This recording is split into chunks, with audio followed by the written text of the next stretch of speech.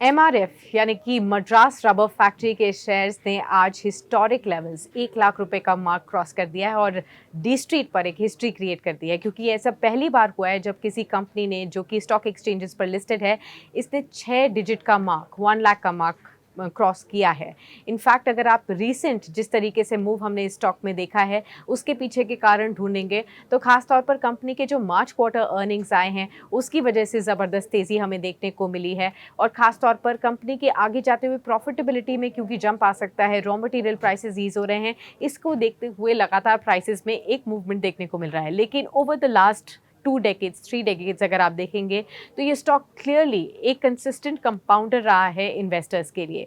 बहुत से लोगों को शायद ये ना पता हो कि एमआरएफ एक टॉय बलून मैन्युफैक्चरर के तौर पर शुरू हुआ था 1946 के टाइम पर, और धीरे धीरे ये ग्रेजुएट हुआ था, एक टायर मैन्युफैक्चरिंग कंपनी में तब्दील हुआ और two wheelers, passenger vehicles, commercial vehicles और तमाम तरीके के ऑटो कंपनीज के लिए अपने टायर्स को इन्होंने सप्लाई करना शुरू किया।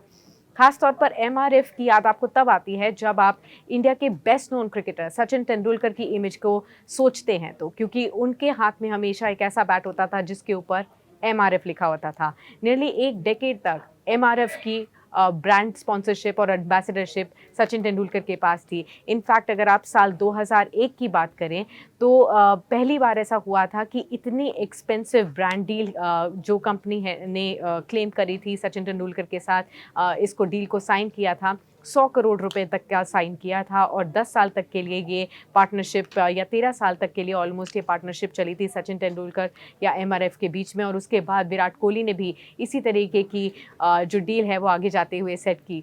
जब सचिन तेंदुलकर इस तरीके के बैट को आगे लेकर आते थे अपने फील्ड पर, क्रिकेट फील्ड पर, बहुत से लोगों को ऐसा लगता था कि एमआरएफ शायद क्रिकेट इक्विपमेंट्स बनाता है या बैट्स बनाता है, लेकिन इस तरीके की कोई भी बातचीत नहीं थी। एमआरएफ टोटली एक टायर मैन्युफैक्चरर के तौर पर इतने सालों से बहुत सारी इंडियन कंपनीज को अपने टायर सप्लाई करता हुआ आ रहा है। अब अगर एमआरएफ के शेयर्स के बारे में बात करें तो इंडियन इन्वेस्टर्स की कम्युनिटी या एक्सपर्ट्स की अगर आप सुने तो वो क्लियरली बताते हैं कि अगर आप इक्विटी इन्वेस्टर हैं तो एक क्वालिटी आपके अंदर होनी चाहिए और वो है पेशेंस, और अगर आपके पास वो है तो स्काई इज़ द लिमिट, आप कितना भी पैसा कमा सकते हैं। और ये थ्योरी प्रूव हो जाती है अगर आप एमआरएफ की स्टोरी को देखें। एमआरएफ का स्टॉक अगर आप देखें अप्रैल 1993 में केवल 10-11 रुपये था, आज यही स्टॉक 1 लाख रुपए क्रॉस कर चुका है। अगर आप पिछले एक साल की परफॉर्मेंस देखें 45% तक का जंप है। कंपेयर करें इसे बेंचमार्क सेंसेक्स थे तो वहाँ पर भी 19% तक का राइज देखने को मिला, यानी कि वाइडली आउट परफॉर्म किया इसने सेंसेक्स को भी। अगर आप पिछले 10 साल के डेटा को देखें तब भी सेंसेक्स को 7 टाइम्स से ज़्यादा आउट परफॉर्मेंस दिया है एमआरएफ के शेयर्स ने। पिछले 11 सालों में 900% तक का जंप देखने को मिला है। और इनफैक्ट अगर आप फरवरी 2012 की बात करेंगे तब ये स्टॉक केवल 10,000 रुपये का था, और तब से लेकर अब तक अगर आप देखें तो ज़बरदस्त तेज़ी हमने स्टॉक में देखी है। पिछले 22 साल में अगर आप देखें तो मल्टीफोल्ड रिटर्न्स तो डेफिनेटली देखने को मिले हैं। 100 गुना आपकी निवेश जो है वो बढ़ता हुआ नज़र आया है, क्योंकि 22 साल पहले ये स्टॉक केवल 1,000 रुपये का होता था, और साल 2000 की अगर हम बात करें और आज की डेट में ये 1 लाख रुपये का शेयर हो चुका है।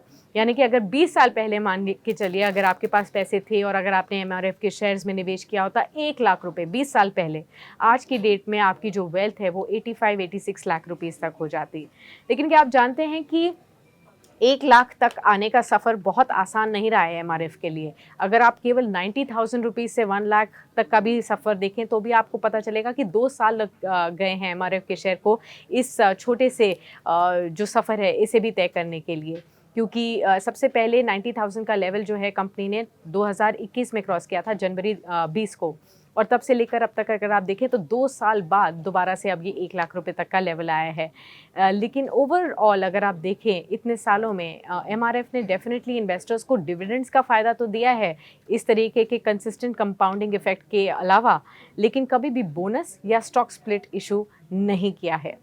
तो अब आगे जाते हुए अब इस स्टॉक के लिए किस तरीके की उम्मीदें हैं? क्या अब 1.5 लाख तक के लिए आपको निवेश के बारे में इसमें सोचना चाहिए? क्या ये लेवल अब जल्द ही एमआरएफ के शेयर्स पे देखने को मिल सकता है? तो ज़्यादातर एक्सपर्ट्स मानते हैं कि शायद कभी ना कभी जिस तरीके से इसने कंसिस्टेंट कंपाउंडिंग की है 1.5 लाख तक के लेवल्स भी देखने को मिले, लेकिन वो कब आएगा ये अभी किसी को भी नहीं पता है। तो क्या आपको इस स्टॉक को अभी खरीदारी करने के लिए सोचना चाहिए इन रिकॉर्ड लेवल्स पर भी अगर आप अफोर्ड करते हो? तो एक्सपर्ट्स ऐसा मानते हैं फंडामेंटल बेसिस पर कि अभी करेक्शन आ सकता है इस स्टॉक में। और अगर आप एवरेज टारगेट एक्सपर्ट्स के जो टारगेट प्राइसेस आ रहे हैं उसको देखें तो उन्होंने अराउंड 82,274 के टारगेट्स दिए हैं, जो कि करंट प्राइसेस से तकरीबन 18% पोटेंशियल डाउनसाइड है। लेकिन यही अगर आप टेक्निकल एक्सपर्ट्स की माने तो उनका मानना है कि 1.02 लाख डेफिनेटली स्टॉक को एक फर्दर लिफ्ट दे सकता है। ये एक लेवल है जिसके बारे में वो लगातार देख रहे हैं कि ये लेवल कब क्रॉस होगा, और इसके बाद वो ऐसा मानते हैं कि 1.5 लाख तक का भी अचीवमेंट हो सकता है टेक्निकल चार्ट्स में, जिस तरीके का लॉन्ग टर्म चार्ट्स को उन्होंने परफॉर्मेंस देखें तो। लेकिन आप अपने फाइनेंशियल एडवाइजर से पूछे बिना इस स्टॉक में करंट हिस्टोरिक प्राइसेस पर निवेश मत कीजिएगा। तब तक के लिए नमस्कार। वीडियो पसंद आया तो हमें लाइक, कमेंट, शेयर और सब्सक्राइब जरूर करें।